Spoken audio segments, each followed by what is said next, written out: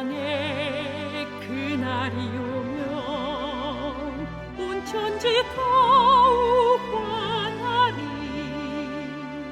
인치는 천사의 사명이 이루어지는 그날부터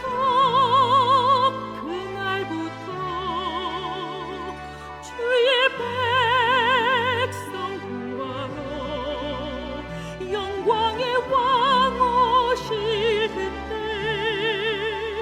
그때까지 남은 자여 창조주 전하라.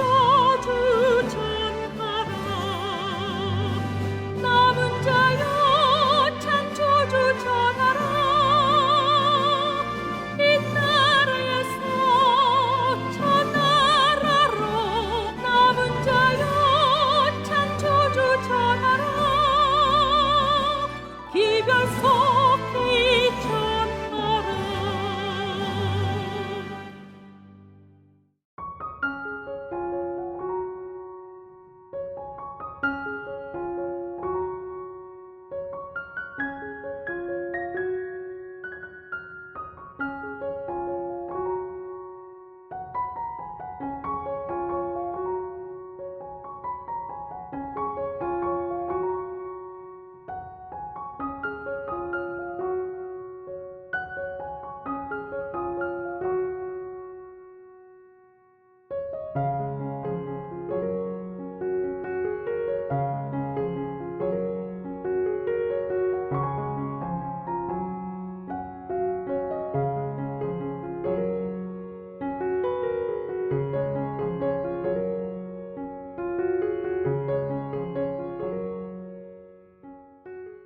안녕하세요.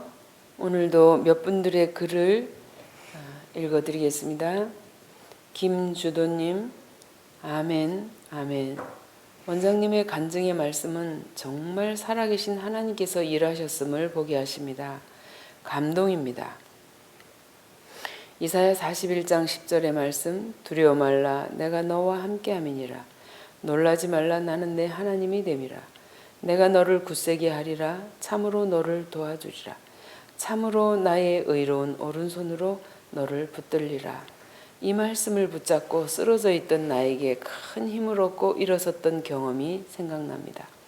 언제나 눈동자처럼 지키시는 사랑의 주님, 갈급한 심령으로 부르기만 해도 달려와서 일하시는 사랑의 아버지를 알게 해주셔서 감사합니다.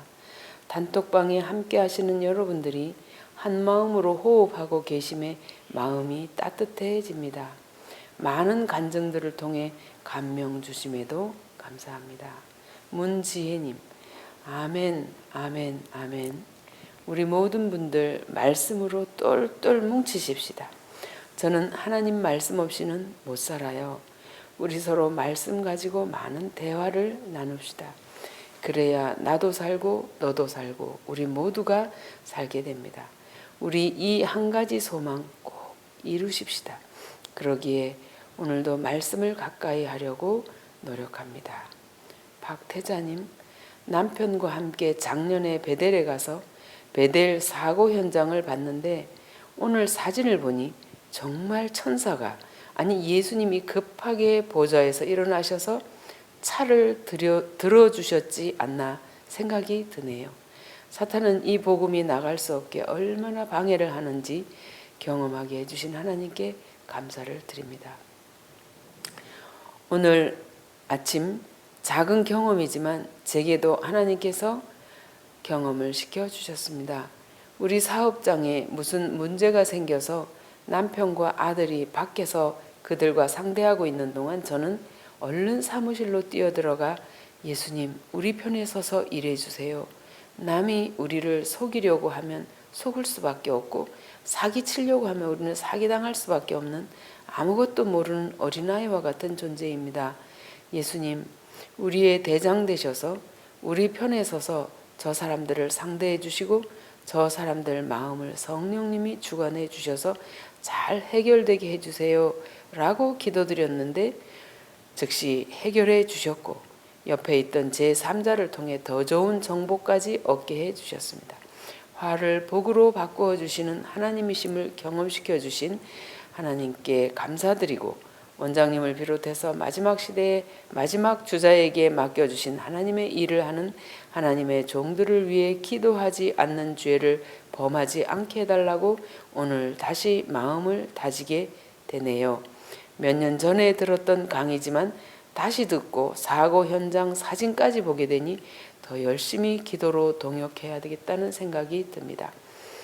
사탄은 자기 백성된 사람들은 공격하지 않지만 하나님 편에 서서 일하는 사람들을 심하게 공격하지요. 그러나 우리의 대장 되셔서 우리 대신 싸워주시는 예수님이 계심을 매일 경험하면서 이 마지막 시대를 살 수 있도록 하나님께서 우리를 준비시키는 것 같습니다. 우리 단톡방원들, 오늘도 복음이 이론이 아닌 경험되어지는 하루가 되기를 기도드립니다. 김석곤님, 아멘. 주님 다시 오시는 그날까지 힘차게 전진하시도록 저도 열심히 기도드리겠습니다. 이상입니다. 아브라함의 하나님, 이삭의 하나님, 야곱의 하나님, 그들의 하나님, 그 하나님이 이스라엘의 하나님이었던 것처럼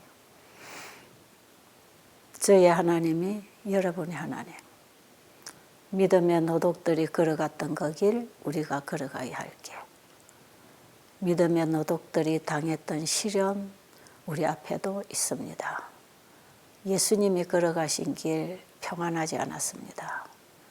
반대와 조롱과 비판과 방해와 여러 가지 쓰라린 고난들이 많았지만, 심지어 예수님을 참남죄로 몰아서 십자가까지 올라가게 일을 했지만 결국 그 십자가는 예수님이 이 땅에 오셔서 져야 할 십자가였고, 예수님을 십자가에 오르기까지 사탄의 충동으로 인하여 사탄의 사람이 한 것 같지만 하나님의 허락 없이는 아무 일도 이루어질 수 없습니다.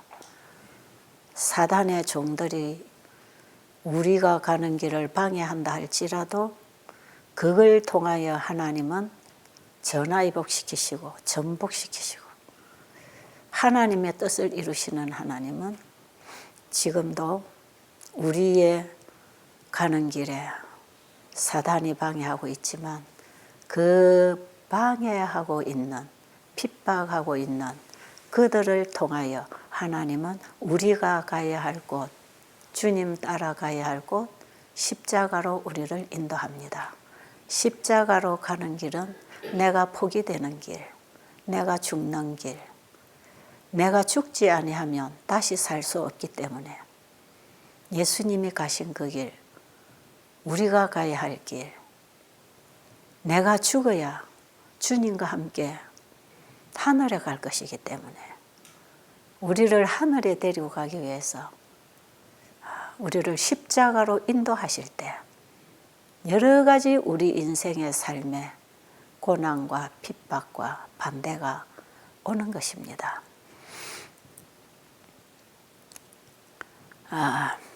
어제 강의를 듣고 많은 분들이 글을 올리고 글을 보내주셨지만 이 시간에 다 읽어드릴 수가 없어서 몇 분을 소개해드렸는데요.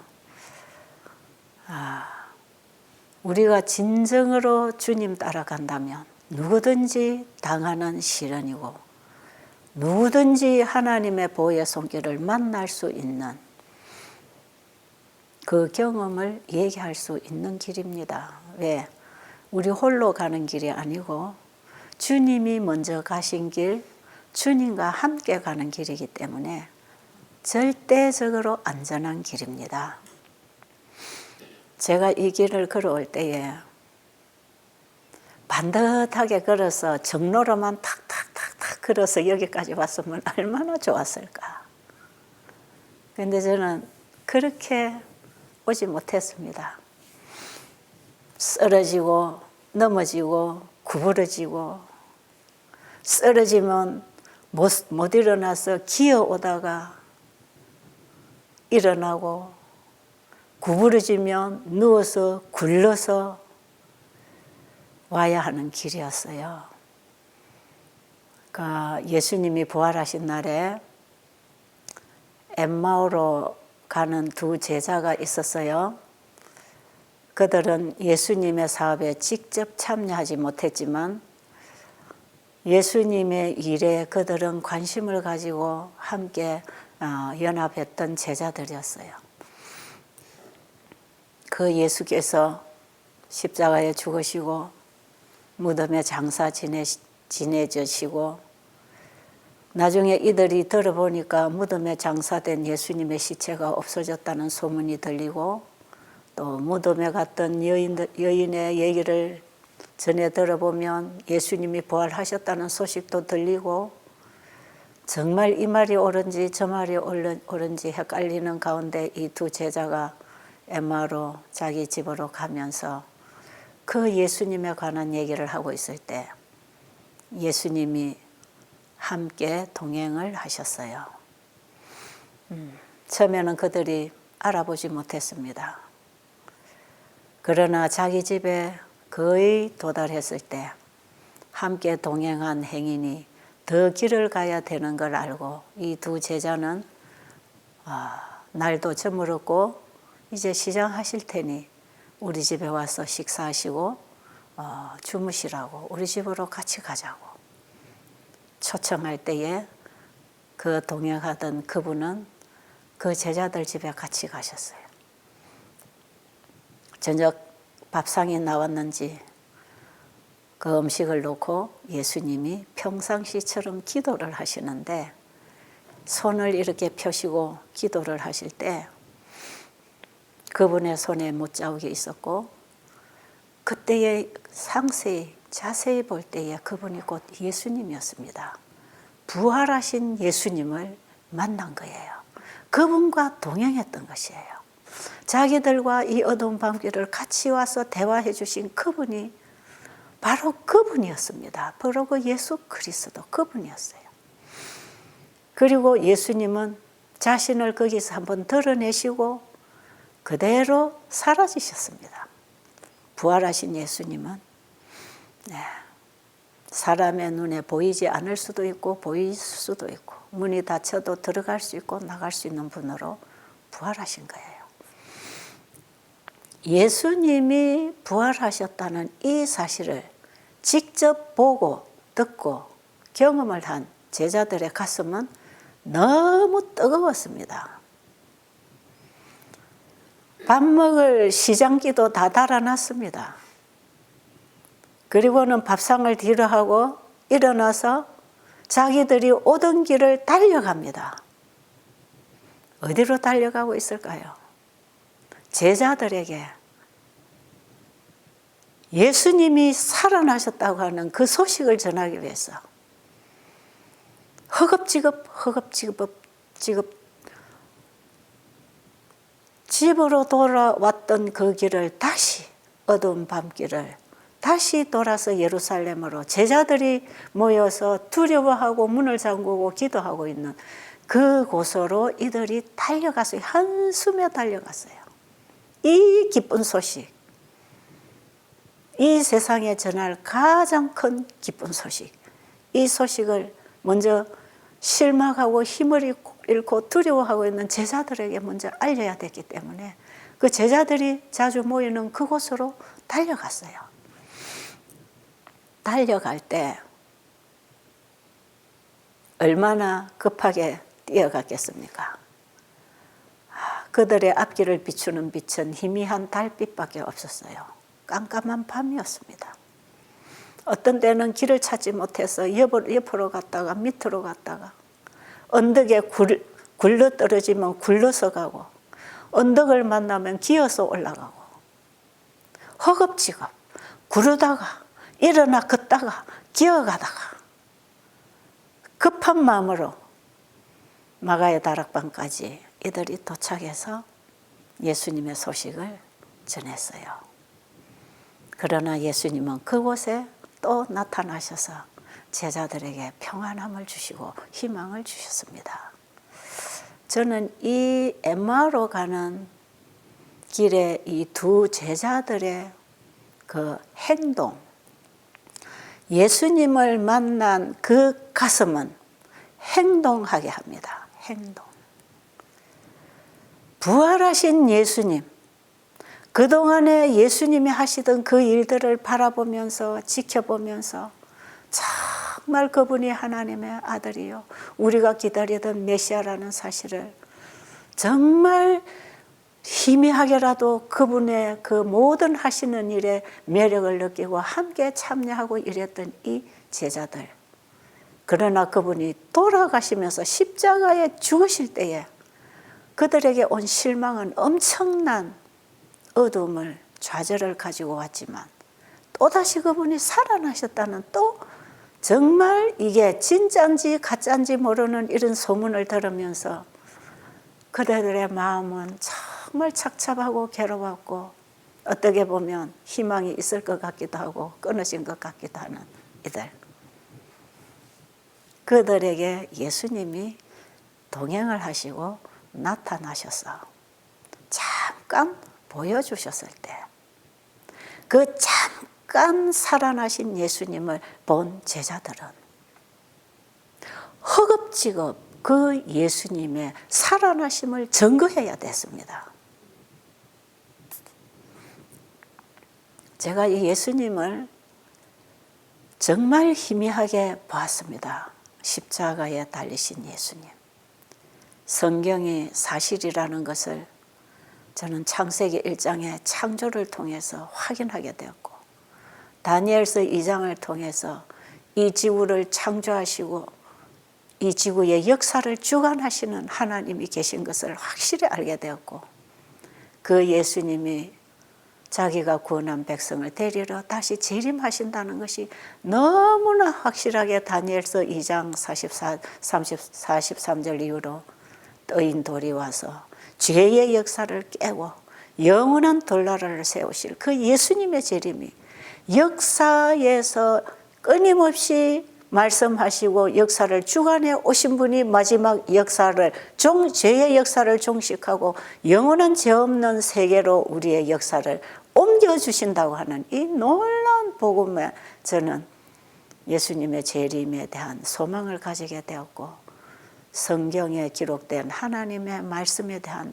믿음이 생겼고, 창세기 1장에서 이 세상을 창조하신 하나님이 말씀으로 창조하셨다는 그 사실을 깨닫고, 지금도 하나님이 살아계시고 그 말씀이 살아있어서 그 말씀을 이루시는 그분을 믿을 때 저는 희미하게나마 깨달아지고 이해되고 알아지는 그 말씀을 붙잡고, 그 말씀을 증거하기 위해서, 그 말씀을 사람들에게 전해서 그들도 예수님을 만나고 우리와 함께 하늘에 가야 된다고 하는 그 하나의 정신을 가지고 제가 일을 해올 때, 제가 본 이 빛, 제가 만난 그 예수님, 정말 잠깐 십자가에 달려 돌아가신 그 예수님이 나의 구주가 되셨다는 사실을 믿었을 때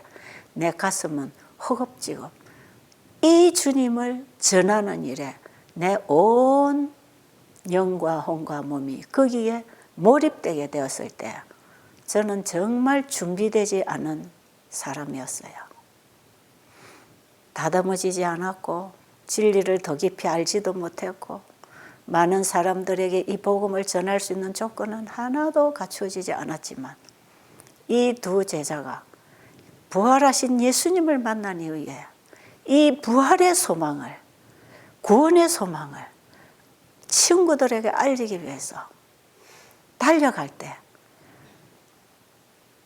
배가 고픈 것도 잊어버리고, 가는 길이, 그 산골길이 어둡다는 것도 잊어버리고, 그저 왔던 길을 도로 돌아가는 그 뜨거운 심령, 그 심령이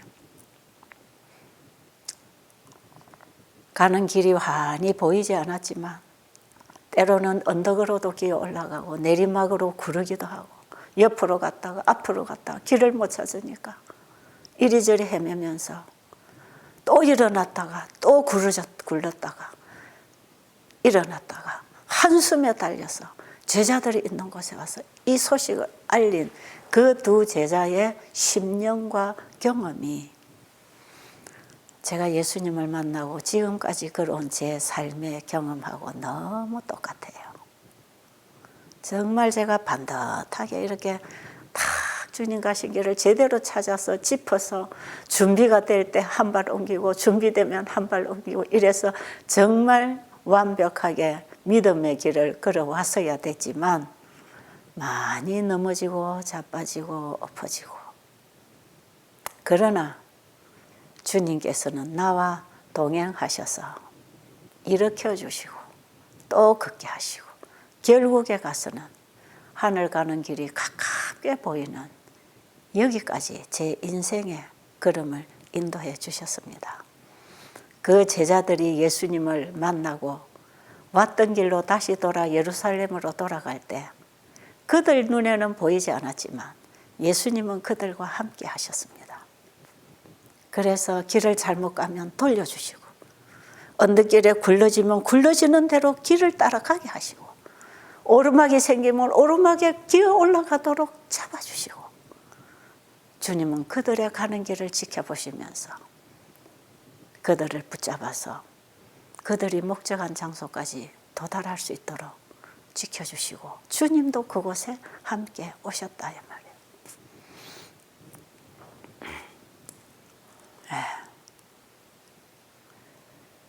제가 언젠가 그런 간증했잖아요. 내가 걸어온 길 뒤돌아보면 다 죄뿐이다. 다 죄뿐인 것. 그러나 주님은 가장 깊은 시궁창에 빠져있던 죄를 건져 올렸어. 아직도 더러운 누더기 옷을 입고 벗은 발로 냄새나는 정말 아직도 더러운 몸으로 그 주님께로 가려고 하는 그 간절한 심령을 붙잡아 주셔서 주님은 나의 더러운 이 모습을 다른 사람들에게 보이지 않도록 자기의 의의 두루마기로 덮어서 그분이 안아서 저를 여기까지 인도해 오신 분이라는 걸 저는 분명히 압니다. 분명히 주님은 저를 그렇게 인도하셨어요. 제가 어저께 잠깐 죽음 직전에서 그제였나요? 예, 그저께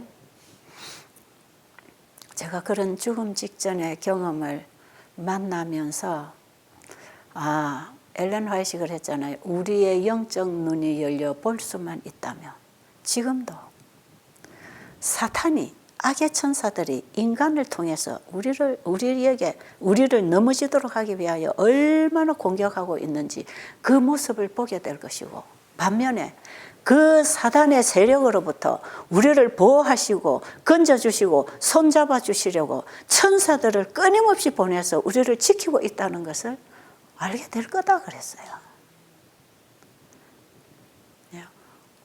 우리는 지금 하나님을 보지 못합니다. 예수님도 우리는 보지 못했어요. 천사도 보지 못했어요. 그러나 하나님이 계신 증거가 있고 예수님이 이 땅에 오신 증거가 있고 천사들이 그 시대마다 함께 하나님의 백성들을 지키시고 보호하신 말씀의 증거들이 있지 않습니까? 저는 이 천사가 우리를 지킨다고 하는 이것이 그저 성경에 그 믿음의 노독들에게만 있었겠지. 제가 이걸 딱 경험을 하고 나니까요. 오늘날에도 여전히 그 하나님은 나의 하나님, 그 예수님은 나의 구주요. 우리들을 위하여 봉사하도록 보내신 천사들은 여전히 내 곁에서 나를 지키고 있다는 것을 제가 실감을 하게 되는 거죠. 우리 앞서간 믿음의 노독들의 그 모든 얘기가 성경에 기록되어 있는 것은 오늘날 우리를 위해서 기록된 것입니다. 고린도전서 10장 11절에 보면 그 이스라엘 민족들의 그 역사, 그들이 걸어간 길, 그들과 함께 하신 하나님의 사역, 이런 것들은 오늘날 우리에게 거울이 되고 말세를 만난 특별히 마지막 백성들을 위하여 기록되었다. 이 지구의 역사는 대쟁투의 역사입니다. 선악의 대쟁투가 아직도 끝나지 않고 진행되고 있는 역사입니다. 우리는 지금 안전하지 않습니다. 다만 안전함은 예수님 안에 밖에 없습니다. 예수님은 지금도 우리에게 이 시대에 현대 기별을 보내십니다. 현대 기별을 보내셔서 우리를 그 기별로 보호하시고 지키시고 기별로 인도하십니다. 새천사가 전하는 영원한 복음은 예수 그리스도. 그 예수 그리스도 안에 있는 진리와 지혜의 보화가 예수님을 믿을 때 우리 안에 주어지는 선물입니다. 그래서 에베소 4장 21절을 보면 진리가 예수 안에 있고 예수 안에 있는 진리로 가르침을 받을 때 우리는 새로 거듭난 새 사람을 입고 자라난다고 하는 이 말씀, 우리의 그 사람은 벗어버리고 우리 안에 새로 탄생한 진리의 거룩함으로 성화되고 변화된 새 사람이 하나 자라고 있는 이 사람을 키워나가는 일에 끊임없이 하나님께서는 지혜와 지식의 보화의 빛을 열어주셔서 우리를 하늘로 인도하시는데, 마지막 때에 예수 안에 있는 그 진리가 시대마다 현대기별로 비춰오고 비춰와서 하나님의 백성들의 길을 밝혔지만, 마지막 시대에 현대기별이 되는 이 셋째 천사의 기별로 마지막 재림 준비를 하고 재림을 맞이하기 위하여 걸어가고 있는 마지막 성도들의 길을 비추어 줄 것입니다. 그게 현대 진리요. 예수님의 재림 준비는 예수님이 시키십니다. 내가 하는 게 아니에요. 그게 믿음으로 말면 의입니다. 예수님을 맞이할 수 있는 그 신앙은 예수 믿음입니다. 예수 믿음. 우리가 예수님을 내 안에 영접함으로 이제 내가 살지 않고 내 안에 예수가 사는 그 예수의 믿음이 나를 예수 재림을 맞이할 수 있는 준비를 시키는 믿음이다, 이 말이에요. 그 믿음을 행사할 수 있도록 예수님을 십자가에까지 인도하신 그 하나님이 우리도 예수님 가신 길을 가도록 십자가로 인도하실 때 우리의 삶은 평탄하지 않는다는 것이죠. 여러 굽이 언덕이 있고 내리막이 있고 방해가 있고 어둡고 깜깜하고 앞이 안 보이는 때가 얼마나 많은지 모릅니다. 처음부터 저 목적지가 환하게 보이면 그냥 그거 보고 달려가면 될 텐데 앞이 안 보여요. 정말 깜깜해요. 그래서 저는 제가 걸어온 그 길을 한마디로 표현을 하면 긴 터널 속에 나 혼자 갇혀 있는 것 같은 깜깜함. 그 깜깜함. 정말 앞으로 가야 되는지 뒤로 가야 되는지 옆으로 가야 되는지 길이 어디 있는지도 몰라서 정말 하나님이 계십니까? 내가 어떻게 살아야 합니까? 어디로 가야 합니까? 저를 좀 인도해 주세요. 좀 길을 열어주세요. 너희는 먼저 그의 나라와 그의 의를 구하라는 그 주님을 간절히 구할 때 주님은 정말 앞뒤가 다 막힌 내 인생에서 빛을 비춰주시소. 빛을. 십자가의 빛이 왔어요. 네, 말씀에서 창조의 빛이 왔어요. 역사적으로 예수님의 재림에 대한 확실한 빛이 왔어요.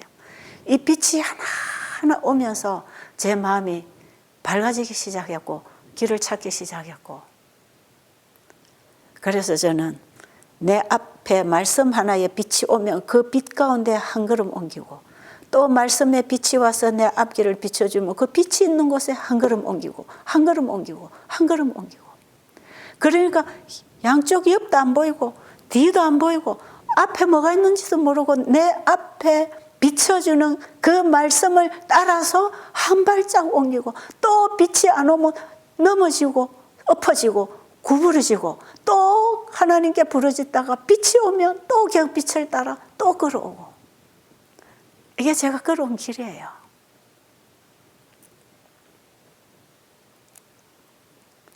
주의 말씀은 내 발의 등이요 내 길의 빛이니이다. 그 말씀이 무슨 뜻입니까? 하나님의 말씀을 따라 가기를 갈망하는 자, 그 말씀에 빛이 올 때 그 말씀을 따라 순종하고 한 걸음 한 걸음 옮기고 가는 그들에게는 하나님의 말씀이 그들의 발의 길이요 빛이요 등이 되는 것입니다.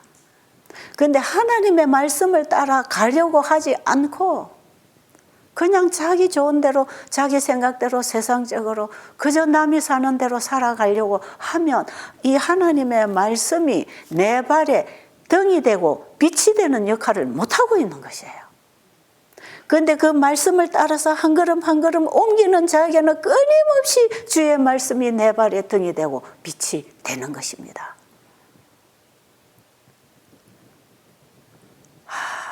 그래서 저는 정말 까마득한 길을 걸어왔는데 절대로 나 혼자 걸어온 길은 아니다. 나 혼자 걸어올 수 없는 길이었구나. 주님이 말씀을 보내어서 내 발에 등이 되고 빛이 되게 해서 그 깜깜한 터널 속에 갇혀 있는 나를 여기까지 인도해 주셨구나. 아직도 저는 터널 바깥을 나오지 못하고 터널 입구 가까이 와 있지 않은가 하는 생각이 듭니다. 이제 좀 더 빛이 많이 들어오고 있습니다. 빛이 훨씬 내 발 앞에만 비추던 그 빛이 조금 더 밝게, 조금 더 넓게, 좀 더 멀리 빛이 보이기 시작하는 거예요. 아, 이제 주님 오실 때가 다 됐구나. 이제 곧 하늘에 가겠구나. 마지막 현대 진리의 빛, 믿음으로 말미암은 의의 빛, 이 시대에 하나님께서 환하게 열어 비춰주시는 그 밝은 빛, 그 빛이 점점 밝아지면서 내가 걸어온 길이 맞구나. 아, 이게 내가 걸어온 길이 아니고 주님이 말씀을 통해서 나를 인도해 오신 길이구나. 왜? 이 길이 갈수록 밝아진다 이 말이에요. 갈수록 터널 바깥에서 오는 빛이 점점 많이 비쳐 들어오니까 밝아지고 있는 거예요. 이게 확실하게 이제 터널이 끝나게 되는 거구나. 이제 광명한 빛이 있는 길로 이제 밝은 길로 나가는 것이구나.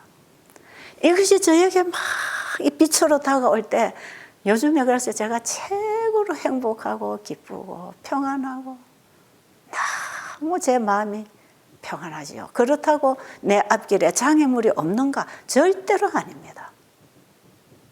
그러나 지금까지 장애물을 뛰어넘게 하시고 피하게 하시고 손잡아 주신 그분이 지금 당면한 이 방해물에서도 주님은 나를 지켜주실 것이니까 이런 나를 방해하고 있는 사단의 모든 방해물은 하나님이 사용하시는 일꾼들이라는 거 아닙니까? 나를 십자가로 주님께로 더 가까이 가도록 하나님이 나를 부추겨 주시는 일꾼들이라고 생각할 때 이것 또한 감사하게 받아들이면 감사한 것입니다. 주님이 해결하실 것입니다. 내가 나가서 해결해 줄 테니 너는 잠잠하라. 너는 기다리라. 제가 요즘에 이 복음 사업을 이 세천사 기별 사업을 제가 생각했던 그런 많은 일들의 장애를 받으면서 방해를 받으면서 어떤 때는 상당히 고민할 때가 있어요. 그러니 제가 잠을 못 자는 밤이 있다 그러잖아요. 또 깜깜해지는 거죠. 그러나 주의 말씀이 내 발의 등이요 빛이 되면 분명히 내가 갈 길을 주님이 비춰줄 거 아니겠어요? 주님이 제 길을 끊임없이 비추고 계신다는 것은 제가 너무나 확실하게 믿게 됐어요. 왜? 저는 정말 그냥 제가 잘나서 세상적으로 제 힘으로 제 능력으로 제 아는 대로 제 실력대로 살아온 사람이 아니거든요. 저는 주님이 아니면 그냥 저 시궁창에서 숨도 못 쉬고 벌써 없어졌을 사람인데 하나님이 끌어내 주시고 인도해 주셔서 여기까지 오게 하셨기 때문에 앞으로 나아갈 길도 주님이 인도해 주실 걸 믿어요. 여러분, 지금까지 하나님이 우리의 삶을 인도해 오신 그 사실을 잊어버리는 것만큼 두려운 일이 없다는 것입니다. 그걸 주님이 나와 함께 손잡고 오신 그 길, 그 주님의 은혜를 잊어버리지 말고 나와 함께 하신 그 주님이 앞으로 나와 함께 하실 분이라는 것을 믿게 되기를 바랍니다. 저는 지금 그 믿음으로 나가고 있어요. 바울이 뒤에 것은 잊어버리고 앞으로만 가라고 하는 그 잊어버리라는 것은 나의 실수와 나의 죄됨과 나의 과거의 수치스러웠던 그것들 자꾸 끄집어내서 생각해서 사탄은 그걸 가지고 우리를 좌절시키는 그물을 앞에 놓을 것이기 때문에 그거 다 잊어버리라. 이미 네가 죄를 버리고 회개했다면 그것은 내가 다 용서했으니까 이제 내가 다 지워버리고 도말했으니까 너는 그거 잊어버리라. 그리고 내가 주는 상을 향하여 너는 나를 향하여 달려오너라. 그거 생각하지 마. 자꾸 뒤에 거 생각해서 고민하지 말고 어제 있었던 일 가지고 고민하지 말고 저도 지나간 나의 실수와 잘못들을 지금 끄집어내면 좌절돼서 여기서 저는 한 발자국도 옮길 수 없는 수치스러운 죄인입니다. 그러나 그거 주님이 다 내가 다 지고 갔다. 내게 맡기고 그 죄는 흔적도 없이 내가 다 도말해 줄 테니 너는 나만 보고 따라오너라. 앞을 향하여 따라오너라. 그 앞을 향하여 가는 길을 주님이 비춰주십니다. 내가 지금 가야 할 길이 뭔지 주님이 나에게 비춰주시는 그 말씀의 빛이 뭔지 저는 분명히 이걸 셋째 천사의 기별로 잡았습니다. 분명히 잡았어요. 너무나 많은 빛이 와요. 여기저기 말씀을 열면 그냥 빛이 반짝반짝반짝 들어와요. 아, 이게 이런 뜻이구나. 이게 내가 여태 몰랐네. 이게 이런 뜻이었구나. 아, 이거였구나. 얼마나 기쁘고 감사한지요. 이 하나님께로부터 오는 그 하나님을 아는 지식, 거기서부터 오는 그 깨달음이 반딱반딱 내 뇌리를 스치가고 깨달음을 줄 때에 벌떡 일어나요. 오늘 아침에도 정말 여러 가지 이런 당면한 문제를 통해서 기도하면서 잠이 들었는데 한 3시쯤에 일어난 것 같아요. 제 시계가 3시라고 알려줬는데 저는 4시라고 알려주는 줄 알고 벌떡 일어나 보니까 3시로 알려준 거예요. 일어나는 순간에 제게 오늘 아침에 온 빛이 예수님이 십자가로 가신 그 길입니다. 십자가로 가신 그 길. 아, 죽으러 가는 길. 예수님은 죽기 위하여 이 땅에 오셨잖아요. 우리 죄인을 대신하여 죽으시려고 이 땅에 오셨어요. 그 로마 군대와 유대 지도자들은 예수님을 영원히 없애버리려고 십자가로 끌고 갔지만 그 길이 예수님이 가야 할 길이었더라 이 말이에요. 여러 가지 어려운 문제들이 나에게 봉착하고 이 사업에 대한 방해를 놓고 나를 좌절시키고 정말 나를 죽이려고 여러 가지 모양으로 중상모략하고 일을 못하게 하고 이 길을 막아오는 여러 이런 반대와 핍박들이 있었지만 그것이 내가 십자가로 가는 길이라면 그 일을 통해서 내가 살지 않고 주님이 내 안에 사시도록 내가 십자가를 지면 예수님이 승리하게 해주시는 방해물들입니다.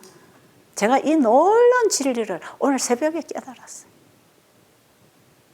이 어려운 문제들을 당면하지 않으면 이거 못 깨달아요. 근데 내가 그 문제를 만나서 고민하고 기도할 때 하나님은 빛을 주시는 겁니다. 네가 죽어라. 죽어라. 네가 죽어라. 네가 죽어라. 다투지 말고 싸우지 말고 이기려고 하지 말고 네가 죽어버려.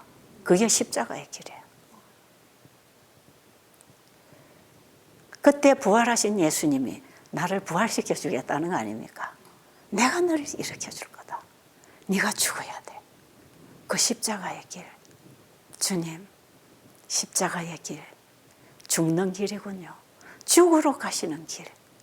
죽으러 가는 그 길을 갈 수 있도록 핍박이 왔고 오해가 왔고 정말 예수님이 십자가까지 가는 길에 얼마나 큰 수치와 멸시와 오해와 조롱을 받으셨습니까? 전 시대소망의 겟세마네 장에서부터 마지막까지를 읽으면 눈물 없이는 읽을 수 없는 장이에요. 하나님의 아들이 이 땅에 오셔서 나를 위해서 죽으러 가시는 길이 편안하게 가는 길이 아니고 고비마다 얼마나 조롱과 멸시와 무시를 당하시면서 그 길을 가셨던가. 그러나 주님이 가시는 길이 그 길이었더라면 우리가 가는 길은 평안하겠습니까? 너희가 나와 내 복음을 위하여 부모와 자식과 전토와 네 생명까지 버리고 날마다 자기를 포기하고 십자가를 질 때 나와 함께 동행하는 것이라고 말씀하셨지 않습니까? 로마서 8장에 보면 그리스도와 함께 고난에 참여할 때 그리스도와 함께 하나님의 상속자가 되겠다는 거 아니겠어요? 우리는 하늘의 주님과 함께 받을 그 하늘의 유업은 기다리면서 주님과 함께 십자가에 가서 죽으려고는 안 하는 게 문제다. 그래서 주님은 우리가 십자가를 질 수 있는 길로 인도하시는데 그것이 우리 앞에 당하는 고난들이요 핍박이요 방해들입니다.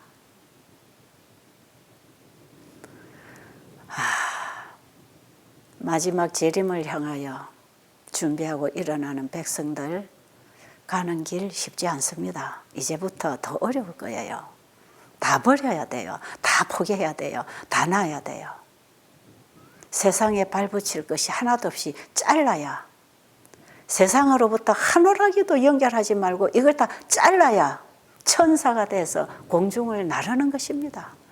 땅에 한 오라기의 실이라도 붙여놓으면 그것이 나를 붙잡아서 하늘을 날 수 없게 하는 것입니다. 이 마지막 셋째 천사 기별을 전하는 세 천사들은 땅에 속한 것, 육에 속한 것, 자에 속한 것을 자르게 합니다. 이거 다 잘라라. 이 줄을 잘라줄 때에만 마음껏 날을 수 있다. 여러분, 풍선에다 바람을 후 불어가지고 주둥이를 꼭 실로 꼬매서 이게 딱 묶어가지고 이 풍선을 책상다리에다 딱 묶어놓으면 이 가느다란 실 이거 힘을 끊지 못해서 풍선은 나르지 못해요. 그래서 실이 있는 곳까지만 이쪽으로 갔다가 저쪽으로 갔다가 그 자리 돌아오고 되돌아오고 왔다가 갔다가 다람쥐 쳇바퀴 돌듯이 그 자리를 돌고 있는 거지요. 우리의 신앙이 이렇게 돌고 있는 신앙을 하고 있는 거예요. 왜 우리가 십자가에 죽는 경험을 안 하니까 한 발자국도 못 옮기는 거예요. 그냥 실에 얽매여 있는 그 땅에 얽매여 있는 그것 때문에 왔다 갔다 하다가 성전 마당만 밟다가 끝난단 말이에요. 여러분, 이거를 잘라라는 겁니다. 이걸. 세 천사가 전하는 이 현대기별은 바로 세상의 채석장으로부터 그들을 잘라서 하늘 백성으로 분리시키는 기별이 셋째 천사의 기별이랍니다. 우리의 모든 생활 습관을 끊고 하나님의 말씀으로 살아라고 하는 것이 건강 기별 아닙니까? 이 세상으로부터 연결된 걸 잘라라. 사망의 줄에서 잘라서 우리를 영생으로 인도하기 위해서 하나님은 마지막 기별의 빛을 주신 것이에요. 여러분은 무엇을 잘라야 될지 아직 잘 모르겠습니까? 그럼 어떤 시련들이 와서 자르게 해 주실 것입니다. 이 시련이 안 오면 자르지 않아요. 우리 한우분들에게는 암이라고 하는 것, 병이라고 하는 것, 한 달밖에 못 산다고 하는 그 시한부의 선고를 받은 그 선고 때문에 세상을 자르는 사람들 많아요. 어떤 시련이나 난관이 올 때 자를 수밖에 없는 상황을 만들었어도 하나님은 잘라서 하나님 백성으로 이끌어 주시려고 지금도 일하고 계십니다. 그래서 우리에게 오는 이런 여러 가지 시험들을 만날 때 여러분은 거기에 내가 죽어지고 예수님을 붙잡는 믿음의 승리를 하라고 하는 시련이 있다 이 말이에요. 이것이 믿음의 시련입니다. 야곱이 야복강에서 씨름했던 게 그 믿음의 시련이거든요. 우리가 지금 그거 해야 돼요. 여러분 초기 문집에 보면 81페이지인가요? 82페이지인가 보면 밀러의 꿈 하는 제목이 있습니다. 오늘 여러분은 그걸 좀 깊이 한번 읽어보도록 제가 제목을 숙제를 좀 드릴게요. 그 밀러의 꿈이 참 놀랍습니다. 저는 옛날에 초기 문집을 읽을 때 엘렌 G 화이트 여사는 이 꿈을 통해서 많은 계시를 받은 분으로 우리가 알고 있지요. 그 계시가 정확하게 성경과 일치했고 역사적으로 확실하게 이루어지고 증명되는 확실한 계시였기 때문에 우리는 그분의 꿈에 대한 계시를 무시하지 않습니다. 그렇다고 우리가 누구든지 꿈꾸면 그게 다 하나님의 계시라고 믿으면 그거는 곤란하죠. 특별하게 하나님이 일꾼을 찾아서 하늘의 기별을 주셔야 될 때에 하나님은 그 일을 하십니다. 누구를 통해서. 저는 초기 문집을 읽으면서 부인의 꿈도 아닌데 무슨 밀러의 꿈이 왜 여기에 기록되어 있을까? 이게 도대체 무슨 의미를 가지고 있을까? 그걸 제가 오랫동안 참 많이 고민하면서 또 읽고 이게 무슨 해석일까? 그러면서 제가 몇 년 전부터 밀러의 꿈에 대해서 희미하게 이런 것이구나. 이걸 깨닫게 됐어요. 제가 이 셋째 천사의 기별이 온전한 율법 회복이고 예수님이 지성소에 들어가신 이후에 이 땅에 셋째 천사 기별이 왔고 그 셋째 천사가 전하는 기별의 핵심이 예수를 믿음으로 말미암은 의라면 예수님이 지성소에서 법궤 앞에 서셔서 율법 속에 있는 하나님의 품성의 그 보석과 같은 그분의 품성의 빛을 안식일 회복을 통해서 안식일을 통해서 사단이 공격하고 무너졌던 율법을 회복시켜 주시기 위하여 예수님이 지성소 법궤 앞에 서셨다. 거기로부터 오는 그 모든 율법의 빛은 예수님이 먼저 믿음으로 온전히 순종하신 그 예수님의 의의 빛, 예수님 안에 있는 완전한 의.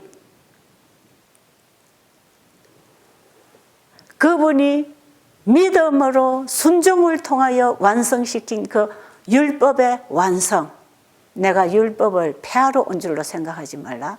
내가 율법을 온전하게 해주기 위해서 완노라는 그 말씀을 마지막 지성소 사역으로 완성시키고 계시는 그 예수님을 믿음으로 말미암는 의는 우리의 삶 속에 그분의 의가 드러나서 온전하게 안식일 회복을 통하여 믿음으로 말미암아 하나님의 율법을 수보하는 자가 될 것이다 이 말이에요. 이게 마지막 셋째 천사 기별 속에 들어있는 진리의 빛입니다. 모든 성경이 요한계시록으로 모아지고 요한계시록에서 첫째 천사, 둘째 천사, 셋째 천사 기별 속에 성경 전체의 진리의 보화가 거기서 다 만나지는데 이 진리를 마지막 때에 온 세상에 비춰주겠다는 거 아닙니까? 마지막 때에 진리가 회복됩니다. 하나님의 율법이 회복됩니다. 그래서 안식일 회복은 진리 회복이요 율법 회복 운동이에요. 그래서 이사야 58장에 무너진 데를 수보하는 안식일 회복자들은 하나님의 품성으로 살아가는 율법 회복을 하는 백성들이라. 제가 이 셋째 천사의 기별 현대 진리의 빛을 깨달으면서 밀러의 꿈을 이해하게 됐죠.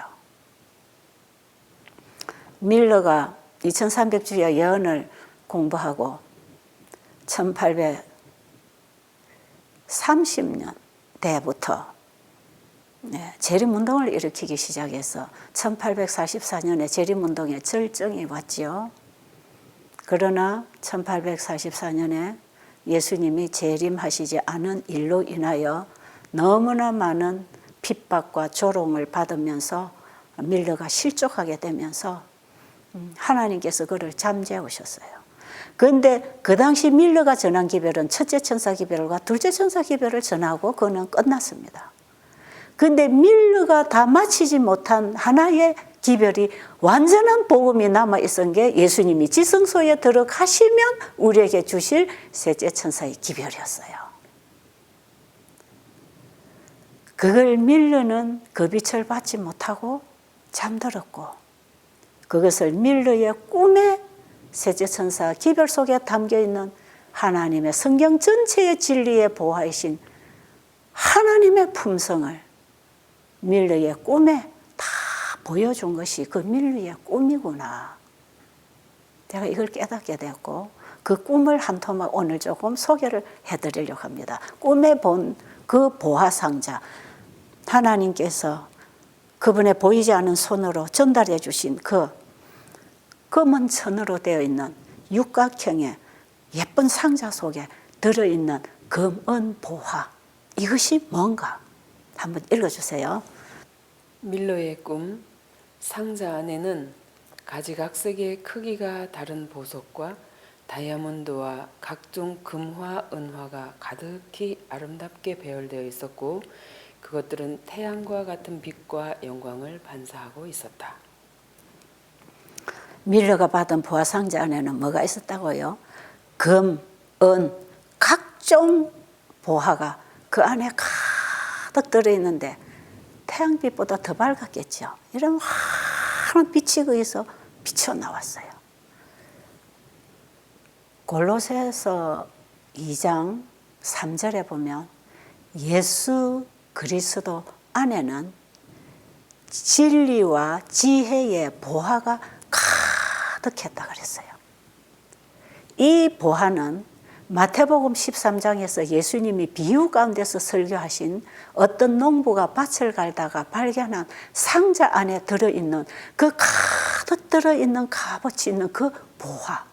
예수님은 천국을 보화로, 자기 자신을 보화로 소개합니다. 보화. 예수 안에는 진리와 지혜의 보화가 가득했단 말이에요.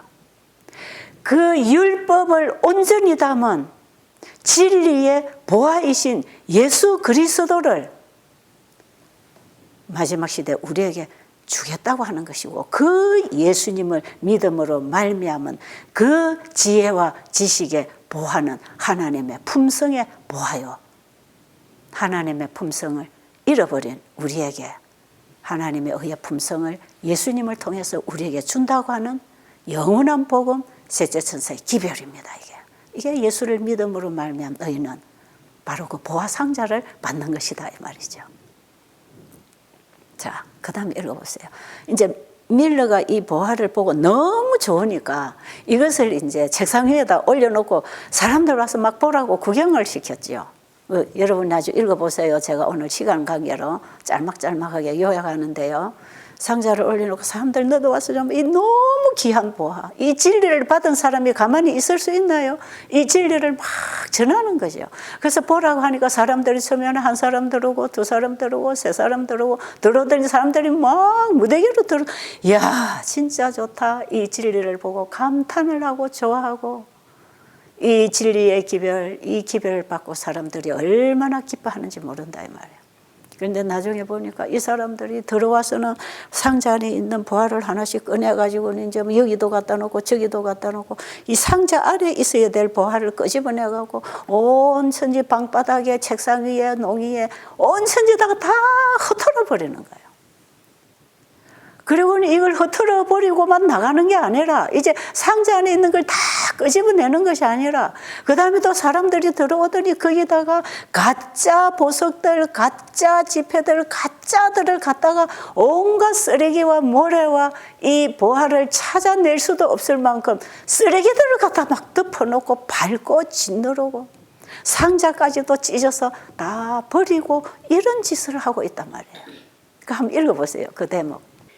그들이 진짜 보석과 진짜 화폐 속에 가짜 보석과 위조 화폐를 수없이 섞어 놓았음을 알았다. 내가 한 사람을 밀어내면 세 사람이 더 들어와 더러운 흙이며 모래며 온갖 잡동사니와 쓰레기를 뿌리고 다녔고, 그리하여 마침내 그들이 진짜 보석들과 다이아몬드 화폐들을 하나도 남김없이 덮어서 보이지 않게 되었다. 그들은 또한 내 상자를 갈기갈기 찢어서 쓰레기 속에 던져버렸다. 재림 운동으로 인하여 셋째 천사의 기별의 빛을 받고 셋째 천사 기별을 온 땅에 전하기 위하여 세워진 교회가 현재 이 땅에 있는 제7일 안식일 예수 재림 교회입니다.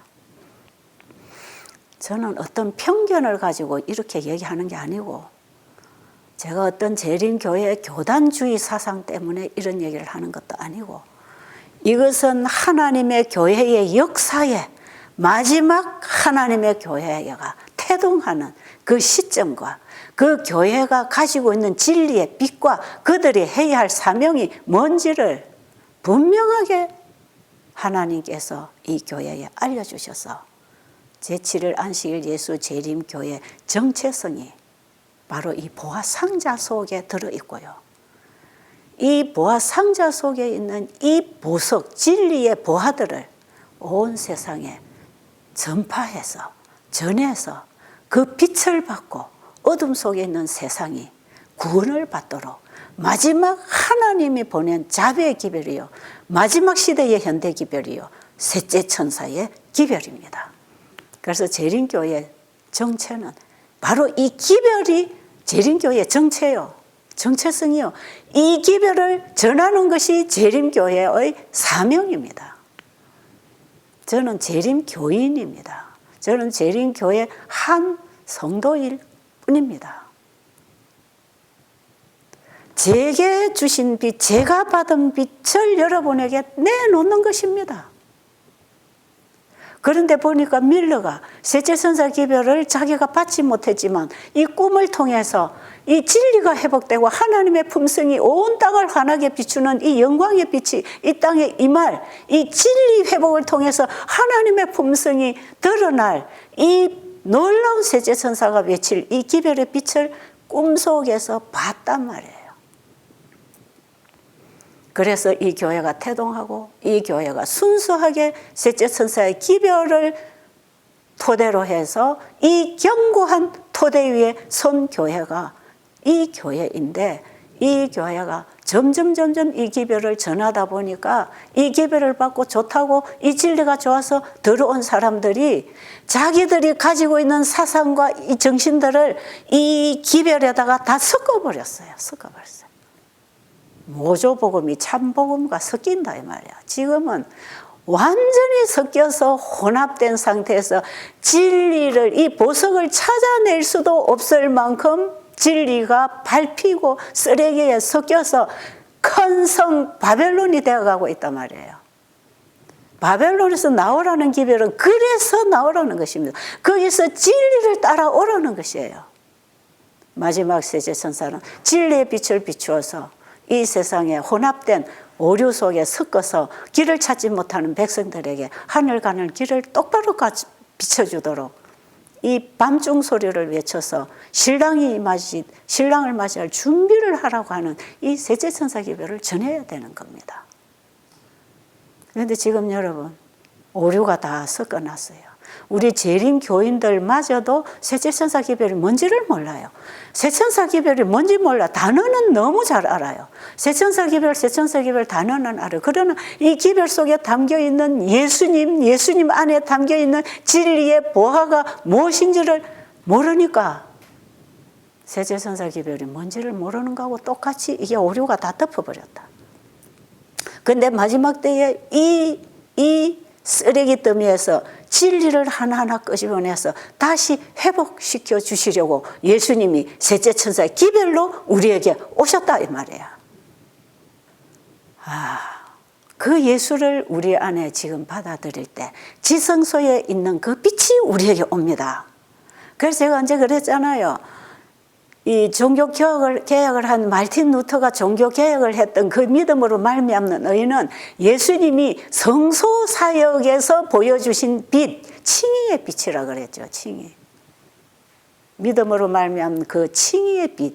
이게 오늘날 개신교회가 가지고 있는 예수님 안에 있는 진리의 빛입니다.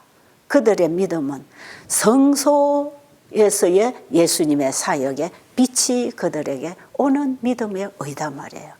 그런데 예수님이 1844년에 지성소에 들어가신 이후에는 완전한 진리의 보화를 우리에게 열어주시는 그 진리의 회복자로서 수보자로서 우리에게 임하셔서 진리를 회복하게 하는 일을 하시겠다 이 말이에요. 그래서 셋째 천사가 전하는 믿음으로 말미암은 의는 생활의 개혁과 함께 진리가 회복되고 우리의 품성이 하나님의 품성을 반영하는 삶을 통하여 이 복음이 증거돼야 된다 이 말이에요.